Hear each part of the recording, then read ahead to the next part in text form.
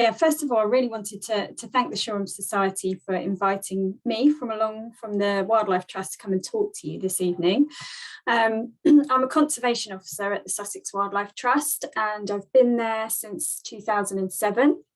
Prior to that, I worked at the Environment Agency for a short stint, and then before that, I was at Essex Wildlife Trust, where I worked in their consultancy and as an education officer for them and as a conservation officer.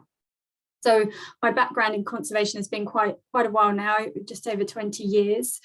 And really, I'm coming to talk to you tonight to talk about some of the work the Wildlife Trust does in relation to wildlife and planning, and a bit of an emphasis on what's going on in the Ada district. So hopefully you can feel empowered to get involved and have your say about what's important for you for the natural environment in that area. As I would stress, I am not from a planning background. I'm a conservation officer. I love the natural environment, the wildlife. The picture you see in front of you there is of the Ada estuary, which I'm a huge fan of. It's designated as a triple SI, so that's a site of special scientific interest. I love that intertidal mud and the salt marsh that's there and all the species it supports. There's great wading bird populations down there, and it's designated for its wintering bird populations. But it's a triple SI, a designated site, which is a national designation in a pretty urban area with a huge amount of pressures on it. So it's more important than ever that we recognise its value and we stand up for it and say we care and let the council know how important it is. So yes, my focus tonight is planning, but it's on a wildlife realm. And I know there are lots of people here with lots of different experiences in the planning sector. So I won't be able to touch on all of those things tonight. And also we are having to do a potted talk. Normally myself or one of my colleagues will give a course on planning, and that may be like over a day or 2 days that we cover some of these subjects. So it's a whistle-stop tour, but feel free to get in touch with myself or the Wildlife Trust in general if you've got more questions that we don't cover tonight. So just to put it into context, we are the Sussex Wildlife Trust. We were formed back in 1961, but that really came from the bigger movement that started back in 1912 with Charles Rothschild. And we're one of 46 wildlife trusts, but we work nationally, regionally together and locally. And the beautiful thing is that each trust is individual, and that brings so many strengths to us on a local level when we're working on landscapes. But we use our collective knowledge to really lobby and do work at a national level as well with government and other organisations. And there was someone you might recognise in that photo back from 1961 when the trust was first established as the Sussex Wildlife Trust. Now we have our headquarters over at Woods Mill, nestled over the downs, go up towards Small Dole, and I'm sure many of you have been there before. That's our main offices, where pre-COVID all of us would be busy scurrying away at our desks if we weren't out on reserves. And that may come back sometime soon, but we're not quite sure yet. And we've got several offices still across Sussex as well. So they're really great places to visit our reserves. And right over in the east now, we've got our Rye Harbour Visitor Centre that's relatively newly opened. And I really recommend heading over there if you fancy a coffee and watching the tides and the salt marsh and all the wonderful birds. It's a beautiful place to go. We have an amazing set of staff who've continued to work, and we've been really positive about that over the pandemic and achieve lots of things. We've got amazing volunteers that help us achieve so much of our different areas of work, from volunteer hit squads to people that help us with our educational programs, and right down to the nitty-gritty in our offices as well. We have volunteers that help us with our planning work, and we're really grateful for that. And of course, our members. We have over 35,000 members at the Wildlife Trust, and we recognise that they give the Trust great support, and we're there to act as a voice for their thoughts on wildlife, as well as the voice for wildlife itself. So we have 32 nature reserves across Sussex, spreading from east to west, huge diversity of habitats, and we're really fortunate. We've got heathlands, chalk grasslands, ancient woodlands, and they really enable us to have a good oversight of the different types of habitats we have here in Sussex, and they enable us to more broadly look outside of those areas and start looking at how can those sites, those core sites, be expanded. We run wildlife walks and educational courses, and although they've been hampered quite a lot by COVID, it hasn't stopped our amazing communities and wildlife team and other officers at the Trust still getting out and about with people, but more in a virtual way, a bit like I am with you tonight. Normally in a normal setting, I'd be face to face with you, and that would be really fantastic because I could probably gauge if I'm going in the right direction with my talk or if it's getting a bit boring, but unfortunately I can't do that tonight. So I'm just relying on looking at my screen and hoping you're all comfortable and have got a nice drink and are settled this evening. But yes, if you do want to see some of our courses, do head over. We've got a YouTube channel for the Wildlife Trust now. There are so many talks and interesting chats and all sorts from our officers that have been happening really over the last 18 months, and I really recommend. They're really good watches, so head over there, and in time hopefully we'll be back to doing more of these things. So we also have a lot of work, the future generations. It's hugely important that we inspire them, give them confidence to get out into the natural environment so that they're going to value it as they get older, so that they're going to be spreading the word of the Wildlife Trust and caring about the natural environment. And it's not only just getting the youngsters out there, it's also about giving their parents and carers the confidence to get them out there. We do this either through forest schools and our own reserves, or we do go into some schools and deliver forest schools. And actually here in Shoreham, we do it at Buckingham Park Primary School. So we also have an amazing coastline. We're pretty fortunate here in Sussex. We see some amazing things. Here in Shoreham, we're pretty fortunate, often hearing reports of dolphins and all sorts coming in along the coast. We have two main projects running. We have the Wild Coast Sussex project for the Wildlife Trust, and that's a partnership project. And it's really about connecting communities with the coast and the natural environment in those areas and helping them to value it. And of course, I'm sure many of you have heard about the Help the Kelp project. This is a partnership that has looked to campaign initially to get a bylaw in place. Sorry, that was the word I was looking for, bylaw, to encourage and ensure basically there's no bottom trawling for the first sort of 4 kilometres, especially along this Shoreham stretch of the coastline.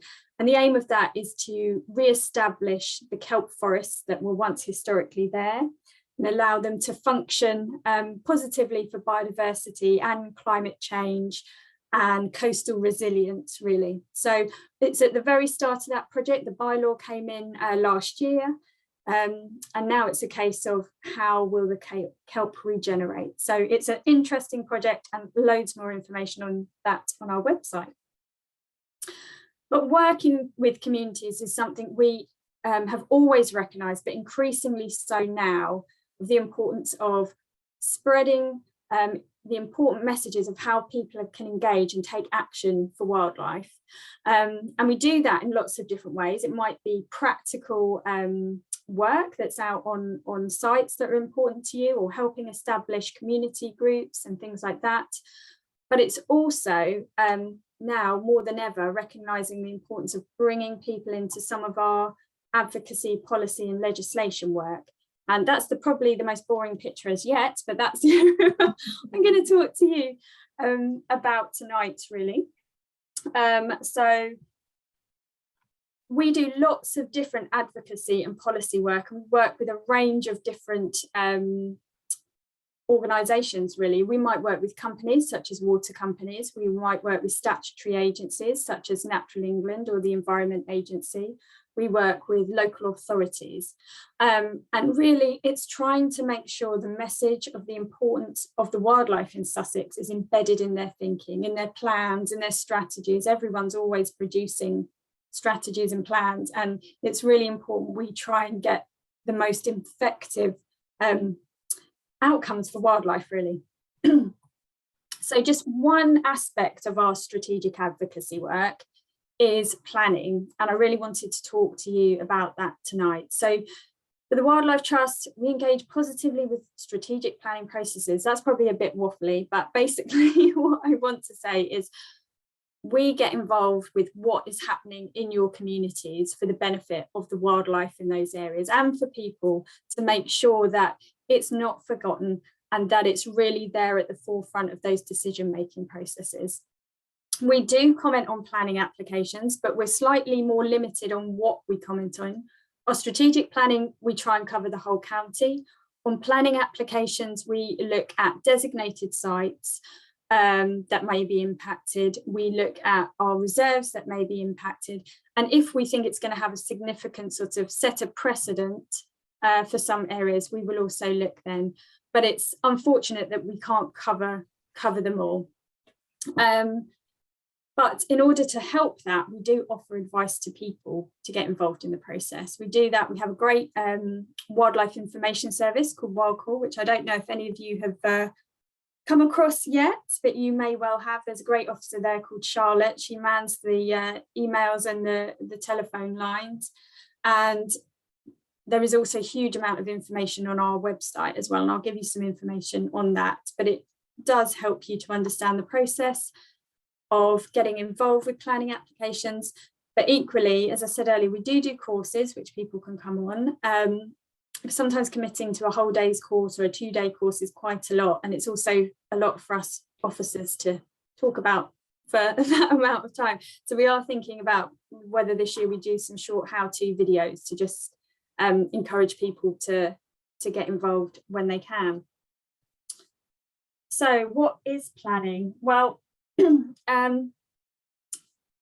this is what the government say, the planning portal. Planning involves making decisions about futures for our cities, towns and countrysides.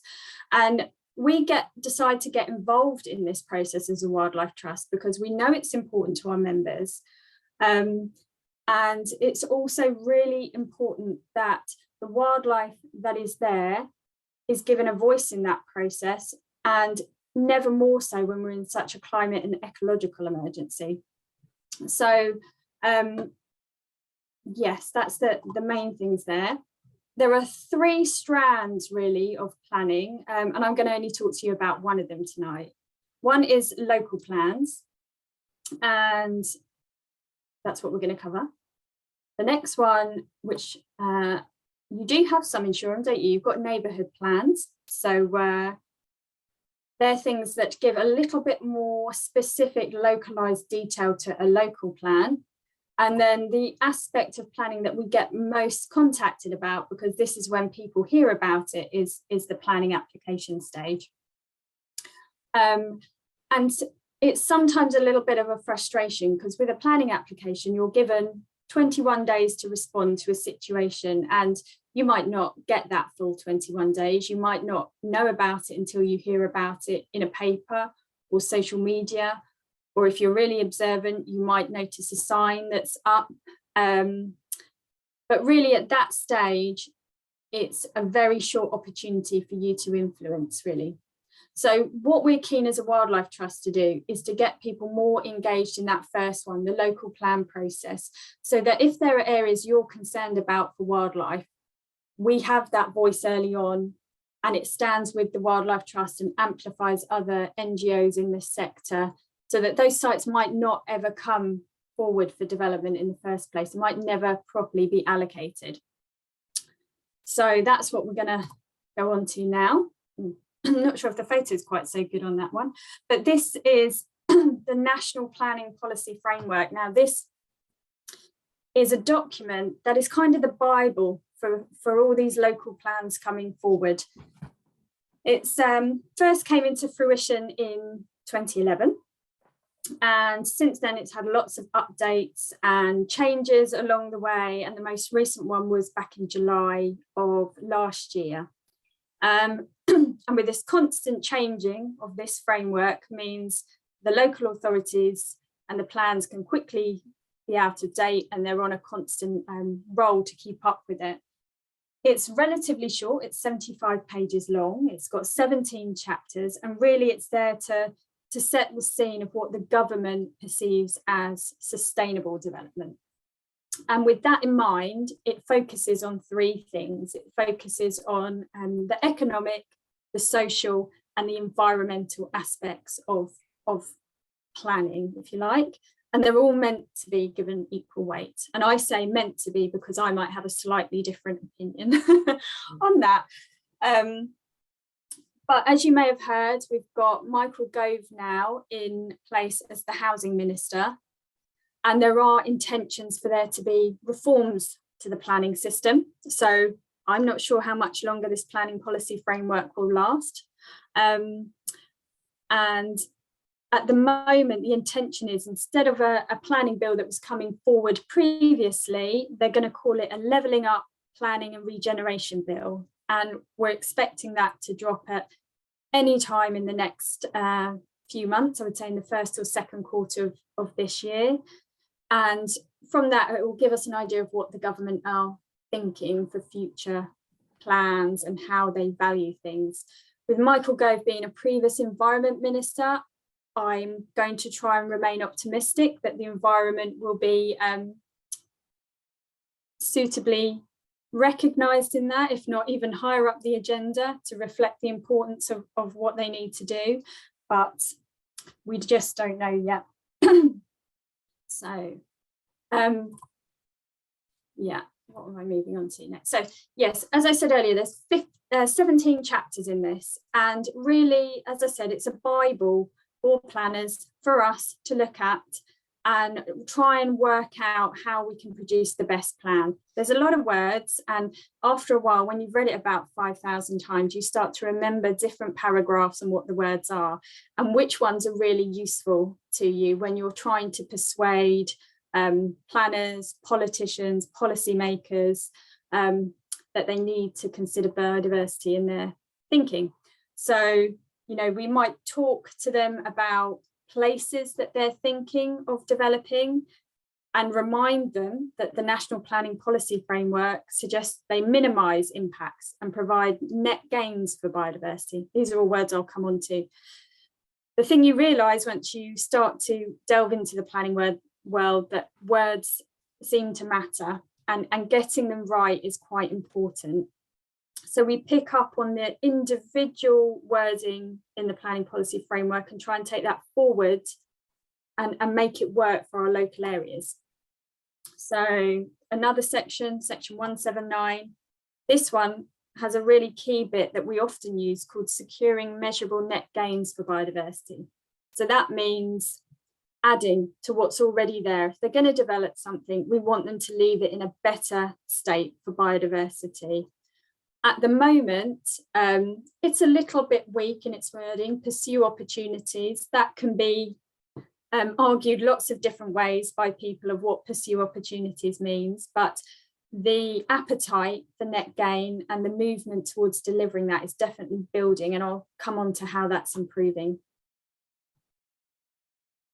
So we also have chapter 14 in there. That's really important. Climate change is something we as a wildlife trust are also trying to address in our work because it's one of the biggest threats to biodiversity at the moment. We live in a coastal county. We need to recognise the pressures that will bring and the space we need to give to nature to allow it to move back. So therefore, we need a planning system, and we need progressive politicians to think not short term, as it often is at the moment, but planning for that longer term. How can our habitats, how can everything move and shift with a changing climate? So again, we use these kind of words that are in here to try and write policies and question their decisions. But as I said, that's a lot of words, and sometimes that can get a bit boring, and sometimes you don't always know what that actually means in practice when you try and translate it into a situation. So they also have something called a planning practice guidance. All these things, if you want to learn more about them, they're interesting to get into, but sometimes just when when you're really feeling in the mood for it. So this planning practice guidance is great because there's lots of words in the NPPF. You go to here, you find a section you're interested in. It might be parks, it might be green space or the natural environment. You click on it and it gives you much more obvious examples and interpretations of what is really meant. So it adds that layer of detail for practitioners. And normally when we run these courses, we go into minutiae detail of all the different legislation and policy, but I thought that probably wasn't what everybody was fancying tonight. So I decided to not go into that level of detail, but I did want to talk to you about the Environment Act. And it's the new kid on the block, really.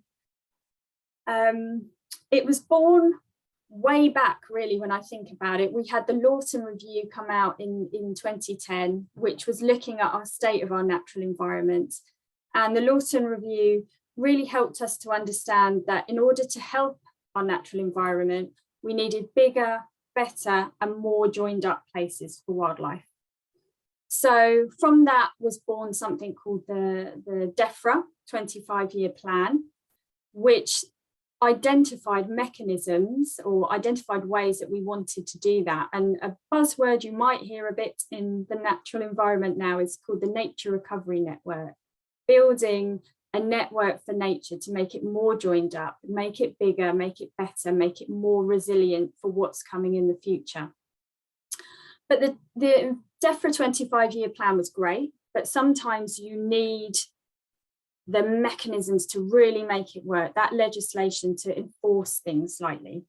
So then came the Environment Act. Obviously, it was the Environment Bill prior to that. And this is where we work nationally as a trust and as officers. The Environment Bill had lots of information in it, and we as officers would feed up to our national counterparts who would do lots of the work with government, and we could give them practical examples of how we think things needed to work on the ground.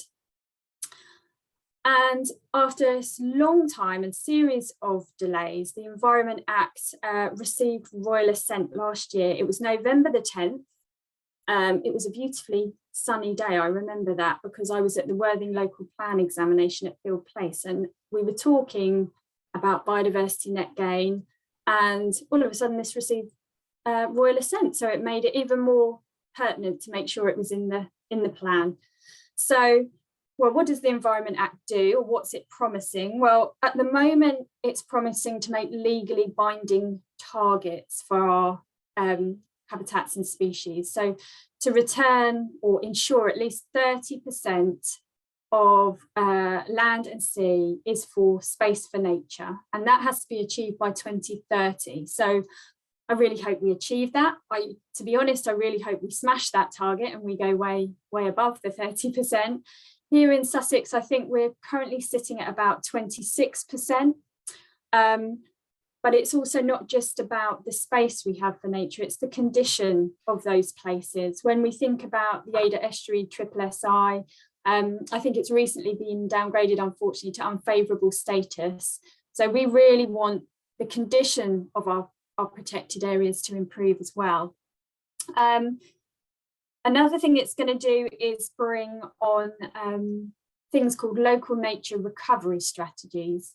So these will be the local mechanisms for delivering this big nature recovery network. So think of it as a big map across the country of places how we can join up wildlife. These local elements will be more reflected at, we think, at a county level, and give us more detail that we can ask people such as local authorities, we hope, to deliver. How much regard they have to have for them yet is not quite there, because it has to come through secondary legislation. There is also the Office for Environmental Protection that they have come forward with. So this will look to seek and give recommendations, potentially not as independent from the government as we would have liked, but lots of these things are still emerging. So I remain optimistic that it will be positive. And lastly, something that's more pertinent to planning, I feel, and something some of you may have heard of already if you're in that planning field, is Biodiversity Net Gain. This picture, I should have gone back actually, I'm just going to go back to that picture. That's Rye Harbour, if you don't know. It's one of my pictures, it's not actually Shoreham, but it is an absolutely beautiful reserve. It's got some great salt marsh and vegetated shingle, which I'm a big fan of. And this is the location just a bit out of this shot where we have our new visitor centre. So it's yeah, a beautiful location if you can get over there. This picture, however, is Coke Brooks local wildlife site, which is actually over towards West Sompting. And this slide, this is about biodiversity net gain. So these is one of the things that has been promised through the Environment Act. And it's meant to leave basically nature in a better state on a site. It's meant to improve the amount potentially and or condition of the biodiversity. And we talk about it in a planning realm, but it can be delivered through all sorts of projects. But at the moment, there's still uncertainty if it would have to be delivered by what they call nationally significant infrastructure projects. So we're thinking there like HS2 and things like that, whether they'd have to deliver this. But basically what will happen is that a site will be surveyed for its biodiversity, and it will be go through something called a metric and be given an amount of units of what the site is worth. And that's based on the habitat types and the condition of those habitat types. And then once they have that information, anything that happens on that site, it has to maintain that value, and it has to provide a minimum, we're hoping, of at least 10% uplift on that. And what that specifically is will depend for each site. I can't give you more detail on it really, because at the moment we're in the middle of a consultation for it. There's 50 questions and lots of information. And as a wildlife trust and many other NGOs, our concerns sit around the deliverability of this by local authorities. If they need to check all this information and provide it and make sure the work is actually done on these development sites, do they have the support, the resources, the enforcement to actually mean it happens, so that it's not just words. So yeah, that's definitely something we are keen to see what happens there. So local plans, I'm going to talk about that a bit more specifically.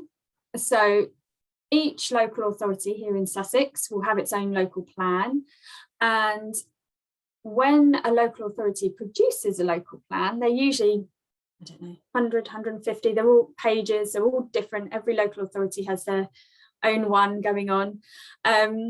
They're used to help them make decisions about where planning is going, like where the housing is going, where the employment space is going, and all the decisions that will help along that way. So all the policies that they determine things by.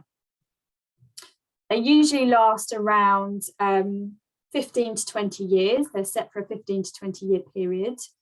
And they're then reviewed roughly every 5 years.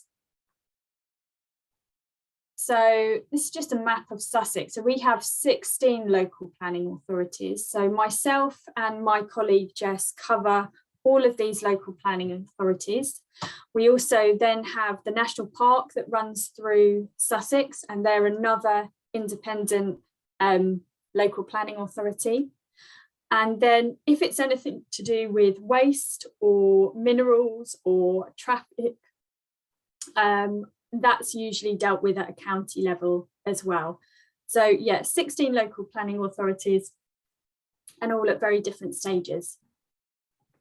So they're all producing these plans.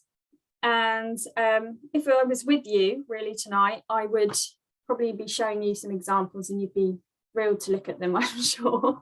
Weighty documents, no two are ever the same. And just when you think you've seen a good one, then a different one comes out and you wish it had been written the same way as the other one. Why they're all wildly different, I'll never quite know, but it always makes for interesting times when you're able to compare them and think, oh, I wish it was more like that one. That was so easy to read. So yeah, they're never too the same, but they do contain similar things. So they'll have what we call a core strategy. So this is where a place will set its visions and objectives of what they want a place to be, placemaking. It will also include loads of policies. So they might be really broad strategic policies, or they might be what they call development management policies, really specific ones. And they're some of the ones we look at as a wildlife trust that relate to biodiversity, green infrastructure, and things like that. They also have site allocation plans. And this is the broad places where they're thinking of putting their housing. And that's a really good thing for you to have a look at, especially, you know, if you have concerns, have a look at the size of them. Increasingly, they also have wording with them to tell you what the local authorities are planning to do on those sites. And that's really valuable to help get a handle on it. And also they have often interactive proposals maps. So that's something where you can go online and visually, physically, spatially see where all these things are happening. But there are generally four things that happen in the local plan process. It's quite a busy slide going on there, but there's still the intertidal mud, so just focus on that, and that's the nice part. When they make these plans, they start at the top, and the four broad things are: they start by collecting evidence, and then they have 2 stages where you can consult, if you like. You can have your say as members of the public on what they're doing. The first one is what they call the draft plan. So this is the first time it will come out for us to have a look at and put in our thoughts on that. And it's generally 6-week period. And then the council will take all of those thoughts that you've had, go back, redraft, see if they agree with some of the things we've raised, and members of the public and whole range of organisations. And then they produce a second plan, which we call our submission plan. Sometimes you hear local authorities referring to them as Regulation 18 and Regulation 19 consultations. And then eventually it will go to something called the examination in public. So it has those 4 broad stages, but for us as a wildlife trust, we want to get right in there at stage number 1, collecting evidence. And that I think is really important. And I want to get that message across really tonight, that the information they use to start making their decisions is so vital and so fundamental. And that's where people can input at all levels. You know, the records you provide of what you see in your local area are of value, because that feeds into our record centre here in Sussex. And that is where local authorities get their information about wildlife and where things are, as well as doing surveys. But in urban areas like ours, what people are seeing sometimes can actually look very devoid on a species map, because people don't think to send in their records. So getting that information in is really important. I really stress that. And as a wildlife trust, we'll talk to local authorities about the information that they're using. Have they mapped where all their protected sites are? Do they know what supporting habitat those areas need? Have they mapped where all their parks are? Do they are they thinking ahead about climate change and how things might need to move? How are they collecting that information and what are they using? So anyway, sorry, I'll cover some of those bits with a bit more relevance in a minute, but where do you even go to find out this information? Sometimes, you know, you think it just all magically appears, but we, even as a wildlife trust, are not what you would call a statutory agency or a statutory consultee.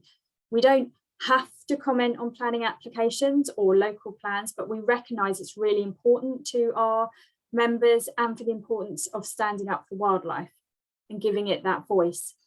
So we've worked really hard on building really strong, positive, professional relationships with the local authorities so that they know they can come to us for that wildlife and biodiversity advice. But in terms of finding out what's going on, it's even more important to stay ahead of the game, really, and find out what's going on. So you can do that, and we do that as a trust by something called the Statement of Community Involvement, and finding out what each local authority is doing for their statement of community involvement. And what that document is basically telling you how you can get involved and how you can comment on local plans and how you can get involved and comment on planning applications. It's a really important thing. It's a legal obligation for them all to produce them, and you can find it on the ADA website if you so wish. But they also have something called a local development scheme, and that's really important too. That sets the timetable, so you can find out when all these things are happening, because sometimes it feels like things are just landing on you and you weren't expecting it. Even myself and my colleague feel like that.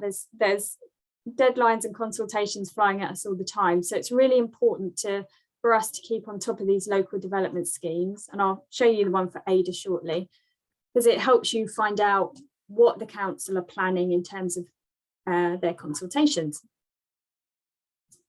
So I spoke about those 4 processes, the importance of the evidence base and having really good information on what's happening with our wildlife and where it is, and the importance that councils need to put on that. They'll produce their first plan and it comes out and you get 6 weeks, and it's the plan, but it's also a whole raft of evidence documents. But the great thing about it is when the first thing comes out, the first draft plan, your comments are not restricted. You can pretty much say anything you want about that plan. That's the time to be big and bold in your statements. You want to look for good evidence base. For us, it's about the biodiversity evidence base. So are they thinking about how they connect spaces up? Are they looking to protect places? Are they using that evidence to make sure they're not going to put a built development in the middle of a protected site or on the edge of it? Or are they looking at the cumulative impact of all that development on those resources? Yeah, it's your opportunity to make big broad changes. If you don't like something in it, then you need to say, and that's your time to say it when it's a Regulation 18. It always helps the planning officers in the process if you can give clear reasoning as to why you're saying something shouldn't happen in that plan. And we've been looking at local plans, myself and my colleague. Probably ADA was my first one I looked at in detail and started back on that in 2013. And the more detail and clear reasoning you can give to an officer, the more likely you are to be successful in what you're trying to say. If you just say, I don't want that and I don't really like that, I want that out, they're probably not going to listen to you. But if you give clear reasoning as to why and potentially an alternative, especially if it's wording, you're much more likely to be successful. So yeah, underpinning it to policy and legislation, like I was talking about, the National Planning Policy Framework or the Environment Act is a good thing. What do you not want to see proceed in a plan? That's what you've got to say. If there's an area you're really not happy about it, your Regulation 18 is your time to really jump up and down about it. But don't feel if it does carry on that you don't have an opportunity to remove it. And I'm going to talk about that. But do find the positives. Let the council know what you do like. If there's good environmental stuff in there, we have to make sure we say it so that they know we can see the value in it. And for us, as I say, it's biodiversity. But if you have another thing you're passionate about and it's relevant and in the local plan, whether that might be education or transport or air quality or whatever it is, if you see a positive thing in there, also highlight that to them. So then we get to the slightly more restricted second round of consultation. And this is really related to, they call it a Regulation 19.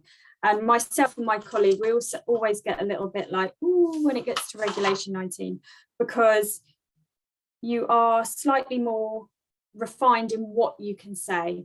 And they give you, is it working? You can only make comments about, is it positively prepared? So has it been done in relation to the housing numbers? Are they trying to positively prepare it and create a good plan? Then you can only make comments about, is it justified? So have they used robust evidence? Is it appropriate? Is it sustainable compared to alternatives? So for us, we might use this element of, is it justified, when we talk about robust evidence, because if we think they haven't been using good evidence and they haven't listened to us so far, then we could say that the plan isn't justified. Ooh. Right, so is it effective? So is it going to deliver something within the time frame? Are there any huge barriers? And is it consistent with national policy? So they're the only 4 things you're allowed to comment on. So it's much more restrictive. And really that is why I want to emphasize, when a draft 18, that first one comes out, that's when to really put in those big comments if you want big changes. So after it's done that, we move on to what we call a sound plan. And this is when the local authority, again, have taken all those comments on board, made any adjustments they feel they have to, and then they've got what they call a sound local plan, and they submit that to the Secretary of State.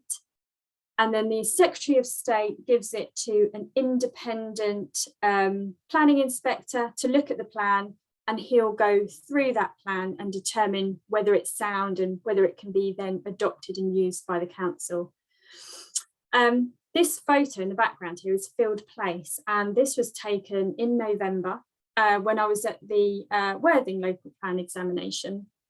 As a wildlife trust, we try and follow the local plans right from the evidence stage right up to the examination, because we know we can still be influencing local plans at this stage.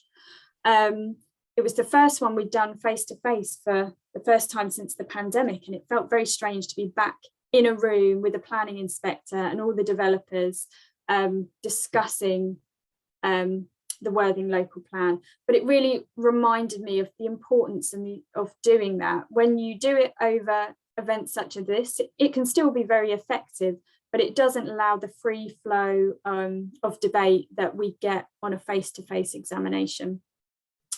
And this one in particular, it happened over November, the examination period. And so that basically involved the inspector wrote us a list of, I think it was about 120 questions about the plan.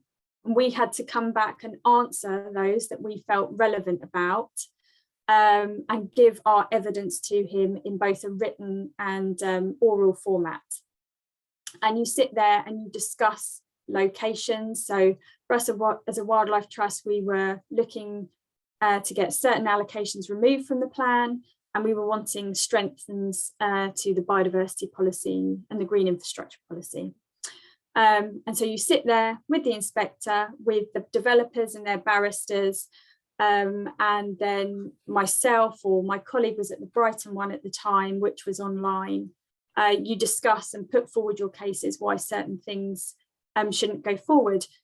In the example of the Worthing local plan, we had an allocation that was coming forward that would involve direct land take of a local wildlife site. As a wildlife trust, we feel it's really important for us to stand up for local wildlife sites, because not many organisations are there to do that. So we were able to put forward our case why we felt this particular allocation shouldn't go forward. And now we're waiting to hear what the inspector says on that. His interim report's telling us he's going to remove the allocation, which will be fantastic, but we never want to count on that until we see the final report. So this is just a quick a table of what's happening really across Sussex right now. Ada's right up there at the top. The plan is adopted, but we're just coming up for the start of the review. So this is where we really want the local community and groups to get involved early on, so that you can have your say now, so that those applications you don't want to see come forward, hopefully will not come forward if they're going to be negative for biodiversity. So yeah, everyone's at a different stage, as you can see. We've got Horsham above us, obviously. Well, we've got the part of the national park, but there's also the Horsham local plan that's halted at the minute, so nothing's happening with that.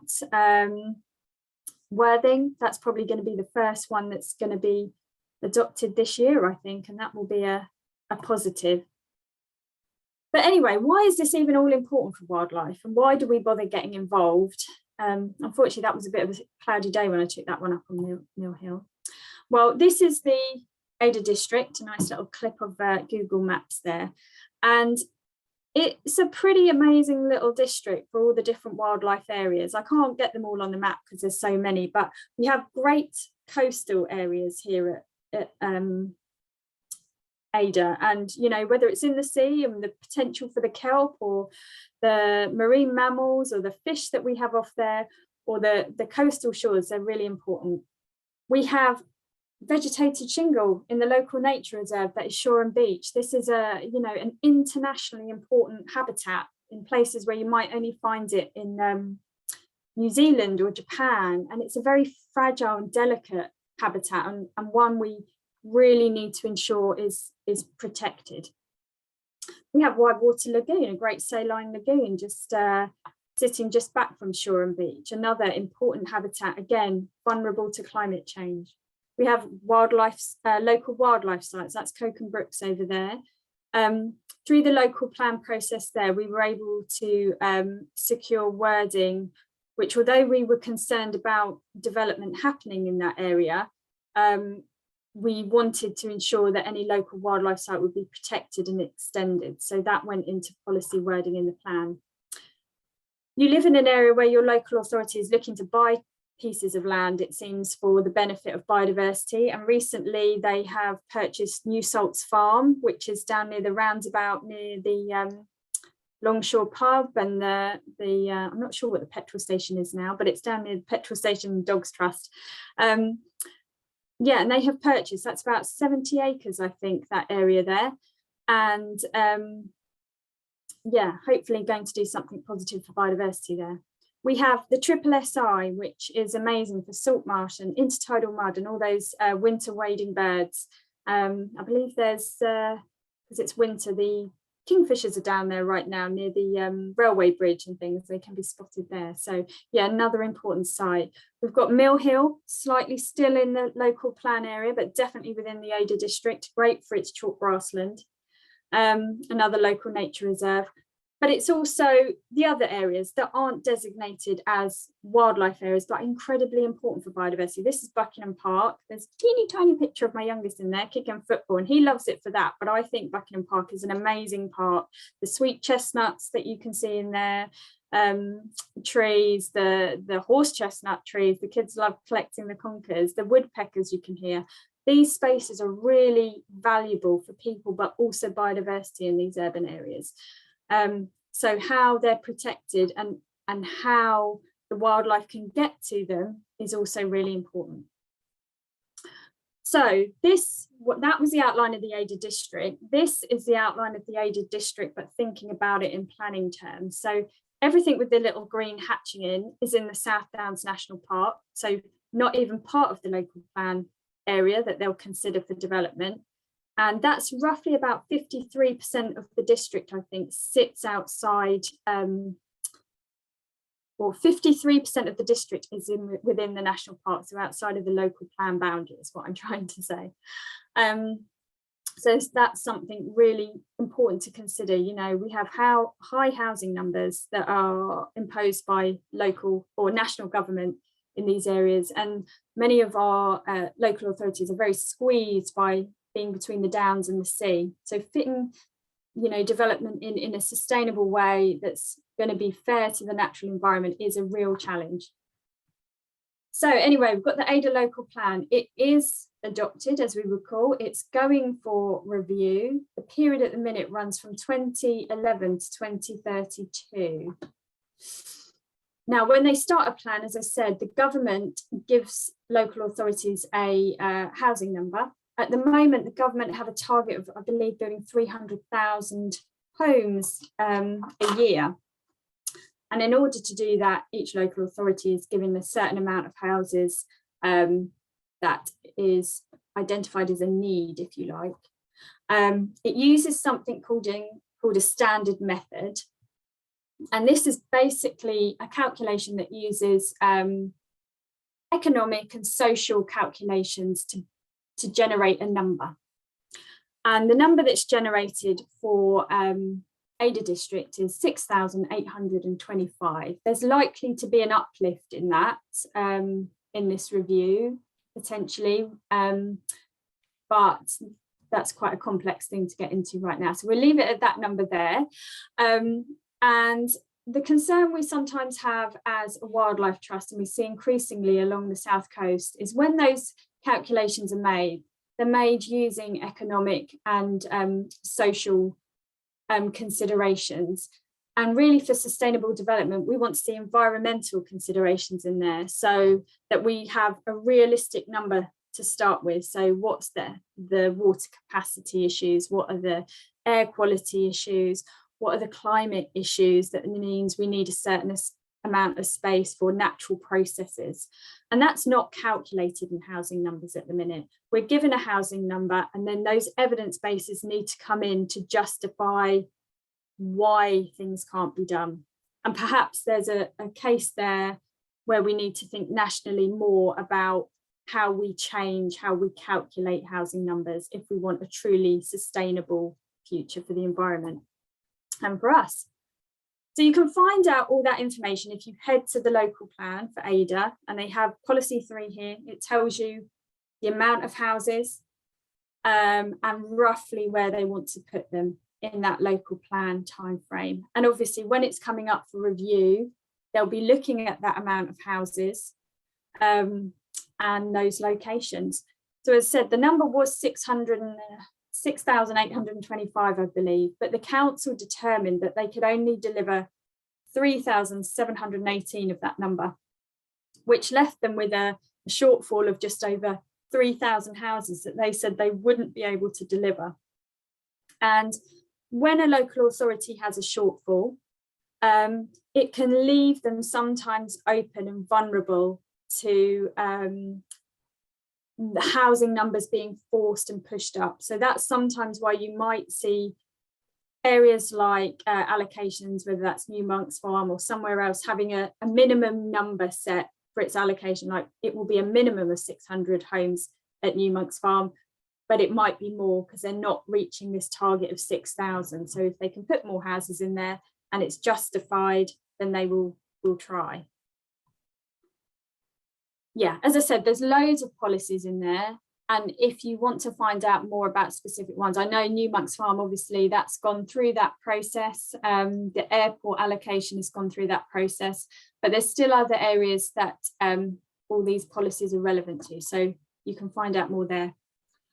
I spoke about the policies map earlier. This is what one looks like. I don't know if you can, I'm not sure if you can see my mouse on the screen. Can you, Jenny? Yes, I can. Okay, so these red bold outlines show you where the big allocations are for the Ada district. Oh, gone back, gone forward. Didn't mean to do that. So we've got, this one is the New Monks Farm development. We've got the airport development over here, which is employment commercial space. We've got the West Sompting development over here. And then down this area here is what they call the Shoreham Harbour regeneration area. And the Western Harbour Arm, and all along the A259, they're looking to put in about 1,000 homes, I think, allocated in that area. So there's maps showing you where all these things are if you want to spatially look. But also, I want to highlight that they do show where our local nature reserves are, where the little local wildlife site is around the fort. So those areas are there. But yeah, we still have to question how much importance is put on them. So yes, the local development scheme, if you want to find out the dates of when things are happening in the Ada district, head to that. In that document, it tells you the background evidence is happening right now for our next local plan review for Ada. So this is the time to mobilise people to start thinking about, from our perspective, the environmental data that's going into a plan. I'm not sure if you know or not, but the Ada district are currently doing a call for green sites. They've just extended the deadline to the 10th of February. And I really can't stress enough how great it would be if people can get involved in this and spread the word. Basically, councils always do a call for sites that are for development. So asking people where they might be able to release land to develop things on. But now we're seeing this council in particular going forward and saying we want a call for green sites. Where can we do things for the natural environment? So they're looking for people to tell them where there might be local green spaces that are of importance to them, local wildlife sites that might be possible, areas they think could be good for nature conservation, biodiversity net gain, this whole list of different things here. And they want to hear from you and where those locations are. They can't be private gardens or things like that you put forward. But it's my understanding, and it says on the website, that you don't have to own these areas. You can put it forward as an area that you feel has potential, and then it will be something that's explored and taken further. So the more people that can raise their voice and identify locations is just going to be so valuable. It might be, you know, I know where I live, there are little pockets of green along lots of the streets that are going to be areas that I think have great potential for acting as those biodiversity stepping stones in an urban area. So I want to make sure the council know about those. So if you have an area that's important, I'll just go back to that slide. There's a form you can fill in and tell them. And if it's not easy, if you don't find it easy to tell them, just get in contact, I would say, and say, you know, I want to tell you about this site. How can I do that? And that's going to be really important, because I hope from that they'll start mapping all these sites, and then this will help build up a network for the Ada district, because we have these great locations, but it's how they're all going to link together. Those street trees are going to be important of areas, linking big parks like Buckingham Park down to smaller little pockets of green in streets. The supporting habitat for our SSSI, you know, I talked about the wintering birds that are there, but when the tide comes in and we're at a time where sea level is rising, we've got things called coastal squeeze where our habitats can't migrate and move out. When we get high tides, we need places for those birds to move and roost to. So if we build on them all, where are they going to go to roost at high tide, and then have that opportunity to easily come back into the estuary? All of those things are important, and all of those things are cases we're going to be putting forward to the council, and we want other people to amplify that voice as well. So once I've got all that information, I want to make you aware that that Regulation 18 consultation is going to come out. They're saying it's in the second quarter, so May onwards, I guess, for this year. And as I said, that is the time for you to have your say. And we feel so frustrated sometimes when people aren't more aware of the process and the opportunity they have to influence as well, because, you know, those planning applications come in and it's not a done deal, but wouldn't it be great if those areas that are most concerned don't make it to that stage in the first place? So when that Regulation 18 comes in for Ada, we're going to be looking at the Wildlife Trust for really good evidence that they've used it to think about the spatial layout, where they're putting things, so that they're making space for nature, that nature has got connectivity and function, that it can move with climate change, so things aren't restricted in areas. We want to see ecological surveys for any areas that they're going to propose for housing, to say whether it's viable. Is it ambitious enough? You know, climate change, biodiversity, green infrastructure, we need real action, and we need to see that it's actually going to happen on the ground. We're going to really push local authorities to be as ambitious as they can.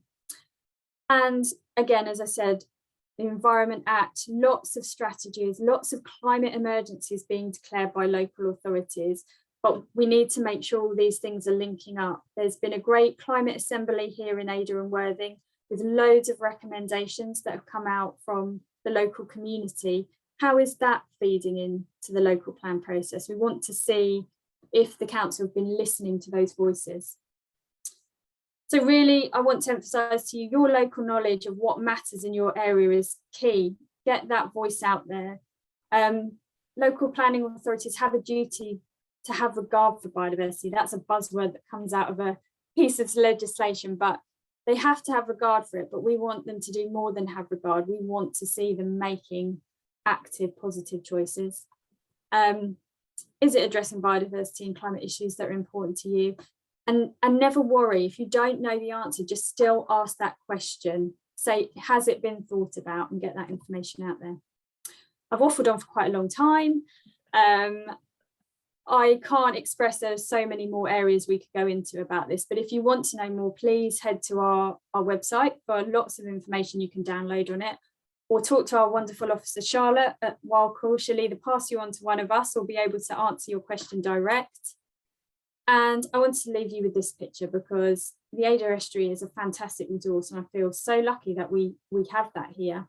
And you know, if you can't get out too far, or you don't want to head over to Woods Mill or anything this weekend, on the West Bank there is this new interpretation sign that sings the virtues of the estuary for its well-being, its biodiversity, its climate change benefits, and that's been put together by the Catchment Partnership that looks at the whole of the river Ada, and we wanted people to know how important this estuary is. So there's a new interpretation board up there that we hope people will look at, read and enjoy, and spread the importance of this wonderful place.